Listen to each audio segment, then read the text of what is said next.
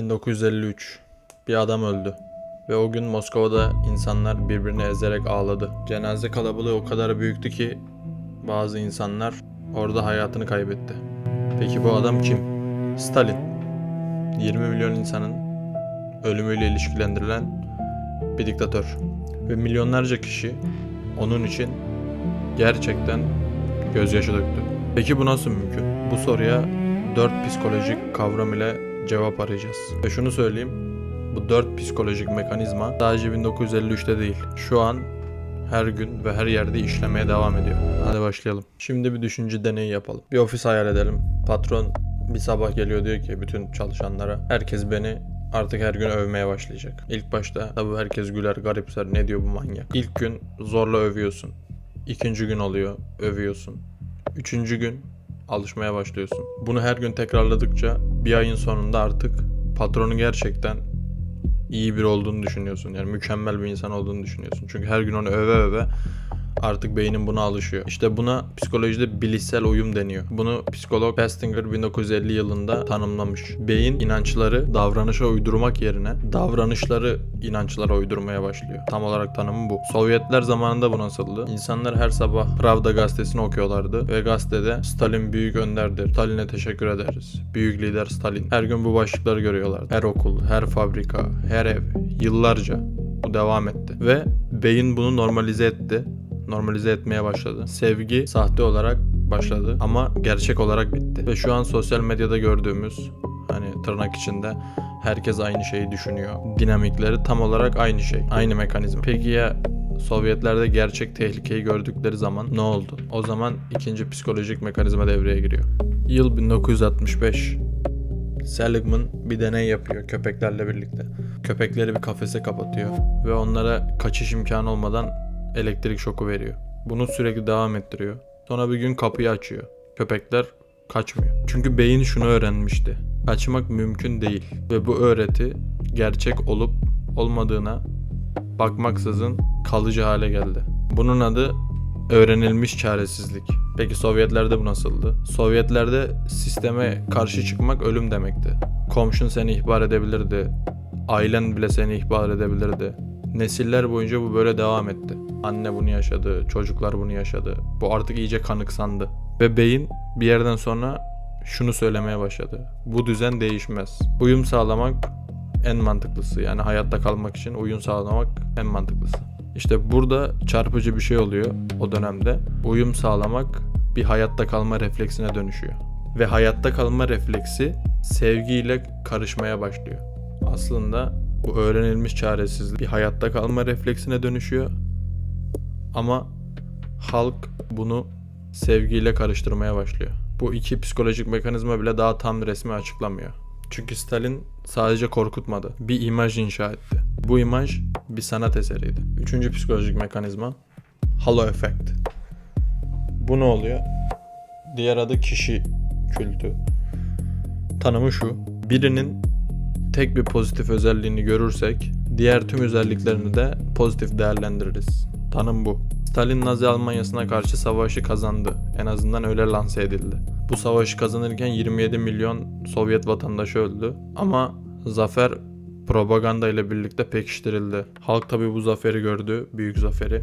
Ve burada halo efekt devreye girdi. Bizi, dediler, Hitler'den kurtardı bu adam. Demek ki iyidir. Ve üstüne bir kişi kültü inşa edildi. Mesela bu kişi kültüne ne örneğini verebiliriz o dönemde? Mesela 1936 yılında 6 yaşında Gelya adında bir kız çocuğu vardı. Bu kız çocuğu mesela Stalin'i kucaklıyordu. Ve bu fotoğraf bütün Sovyetlere dağıtıldı kasten.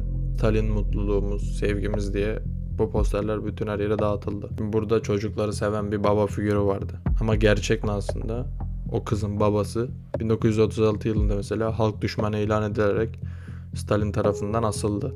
Annesi sürgüne gönderildi. Ama tabii ki fotoğraf evlerde asılı kalmaya devam etti. Heykeller, kitaplar, okullarda şarkılar adına okul müfredatı tamamen Stalin'i öven bir müfredata döndürüldü. Yıllar boyunca bu mekanizma devam etti. Lakap taktılar. Deduşka Stalin diye. Büyük baba Stalin demek. Çocukları seven, halkı koruyan bir baba figürü inşa edildi. Peki bu strateji neden bu kadar güçlü? Çünkü dışarıdan gelen bir propaganda gibi hissettirmiyor. İçeriden gelen bir duygu olarak hissettiriyor. Ve beyin zamanla dışarıdan gelen manipülasyonu içeriden gelen inançla ayırt edemiyor. Mesela bugünden örnek verelim. Çok sevdiğiniz bir influencer var. Bir ürün öneriyor ama çok açık değil, yani böyle gizlice bir şey kullanıyor mesela. Bu bizde bir reklam gibi değil de bir tavsiye gibi algılanıyor. O yiyorsa, o yapıyorsa, o kişiyi sevdiğin için sen de ona özeniyorsun. Burada tabii bir halo efekt çalışıyor. Şimdi son psikolojik mekanizmaya geliyoruz. Ve bu en tüyler ürpertici olanı. Çünkü bu psikolojik mekanizma gerçeği bildikten sonra bile neden inanmaya devam ettiğimizi açıklıyor. Dördüncü psikolojik mekanizma kimlik füzyonu. Bu ne demek? Kişisel kimlik ile grup kimliğinin birleşmesi. Şimdi o zaman Stalin'i eleştirmek, Sovyetleri eleştirmekti. Ve Sovyetleri eleştirmek de aslında kendini eleştirmekti. Peki bu nasıl oluyor? Mesela Sovyet arşivlerinde bir tutanak var. O zaman Stalin mesela bir fabrika toplantısına gidiyor. Orada bir yönetici Stalin'i övüyor ve bütün salon kalkıp alkışlamaya başlıyor. Bu kadar alkışlıyorlar da devam ediyorlar. Kimse oturmuyor yani. Çünkü oturmak, ilk oturandan korkuyor. Yani ilk ben oturduğum için bir düşman dalgası ya da sisteme karşı, var olan şeye karşı olduğum olabilirim korkusuyla kimse ilk oturmak istemiyor. Bu böyle sürekli devam ediyor bir döngüde. Ve bu tam 11 dakika boyunca devam ediyor bu alkışlama seansı. Sonunda bir yaşlı adam artık yoruluyor, oturuyor. Bu adamı ertesi gün gözaltına alıyorlar. Gözaltı gerekçesi de şu: komünist coşkudan yoksun diyorlar suçu bu adamın. Ve bu hikaye bir efsane değil. Hani o zaman arşiv belgesiyle kayıt altında bu olay. Mesela bu da bu çoğulcu grup davranışına bir örnek. Bu eleştiri bir varoluşsal tehdit gibi hissettiriyordu.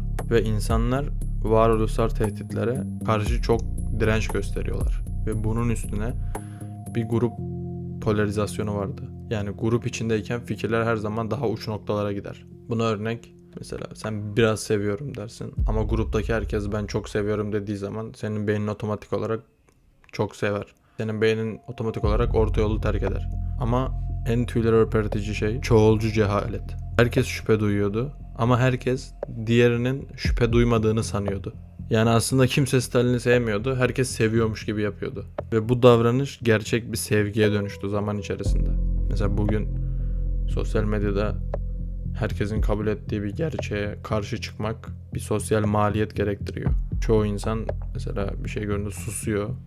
Hani tepki çekerim diye, linç yerim diye. Bu bunun gibi bir şey yani. Ve Stalin öldüğünde gözyaşı dökenler aslında sahte değildi. Yaşadıkları duygular gerçekti. Ama o duygular özgür bir ortamda oluşmamıştı. İşte bu fark her şeyi değiştiriyor. Evet, 4 psikolojik mekanizma, bir figür Stalin. Bunlar neydi? 1. Bilişsel uyum dedik. Beyin davranışa inanç üretti. 2. Öğrenilmiş çaresizlik. Değişim imkansız göründü. 3. Halo etkisi.